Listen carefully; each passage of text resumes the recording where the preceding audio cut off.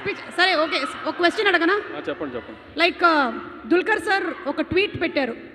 Like మీరు ఎప్పుడో ఆ గ్లిమ్స్ చూసేసి చాలా బాగుంది సినిమా అని చెప్పేశారు. ఇది ఎప్పుడు జరిగింది? When did this happen? Actually Dulquer గారితో జరగలేదు. మా ఫ్రెండ్ ఉన్నాడు అక్కడ జోమ్ అని, ఆయన మామూలుగా ప్రొడక్షన్ దుల్కర్ గారు చూస్తారు కదా, ఆయన టీజర్ రాగానే నాకు పెట్టారు. టీజర్ రెడీ అవ్వగానే పెట్టగానే జోమ్ ఇది చాలా బాగుంది, తెలుగులో మనమే చేద్దాం, ఎవరికి మాట ఇవ్వద్దు, మళ్ళీ తెలుగు చేద్దాం ఇది అంటే. అప్పుడు దాకా జోమ్కి తెలుగు చేసి ఐడియా ఉందో లేదో తెలియదు. తెలుగు చేద్దాం అంటే అప్పుడు వర్క్ స్టార్ట్ చేశాడు.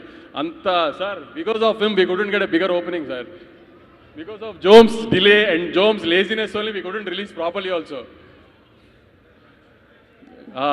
Thank you, Jome, actually for trusting me and giving the film, but you gave me a very good film to say that in my distribution thing, I have distributed a superhero film with, sir, but this is a very big bad name we got, sir, because you have made such a big film with such a small budget, and why are you guys...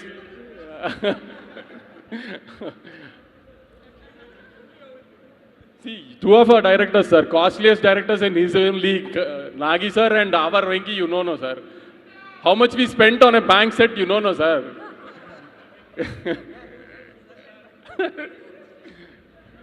so ఇప్పుడు cinema చూసిన వాళ్ళు చాలా మంది వచ్చారు, చూడని వాళ్ళకి వంశీ గారు as an audience ఏం చెప్పాలనుకుంటున్నారు? ఎందుకు చూడాలి? ఇంకా తెలుగు ఆడియన్స్కి అంతగా రీచ్ అవ్వలేదండి, అది మా మిస్టేకే. ఎందుకంటే ప్రమోట్ చేయడానికి టైం లేదు, కంటెంట్ డిలే అవడం వలన సరిగా ప్రమోట్ చేయడానికి క్యాస్ట్ అండ్ క్రూ కూడా టైం సరిపోలేదు. సో అందుకని ఈ సెకండ్ వీకెండ్ స్టార్ట్ అయ్యే లోపు కొంచెం తెలుగు జనానికి సరిగ్గా ఒక మంచి సినిమా వచ్చింది, టెక్నికల్గా చాలా స్ట్రాంగ్ సినిమా, చాలా బాగా తీశారు, అందరూ తప్పకుండా చూడండి అని చెప్పడానికే ఈవెంట్ పెట్టి దుల్కర్ గారిని పిలిచామండి. చాలామంది తెలుగు ఆడియన్స్ ఇంకా చూడలేదండి, దయచేసి చెప్తున్నాము ఖచ్చితంగా చూడండి. It will be a very good cinematic experience for you. ఈసారి రిలీజ్ అయిపోయిన సినిమాని చూసి కాన్ఫిడెంట్గా చెప్తున్నాను, కాబట్టి ధైర్యంగా ఎలాంటి థియేటర్కి పర్లేదు. ఓకే వంశీ గారు.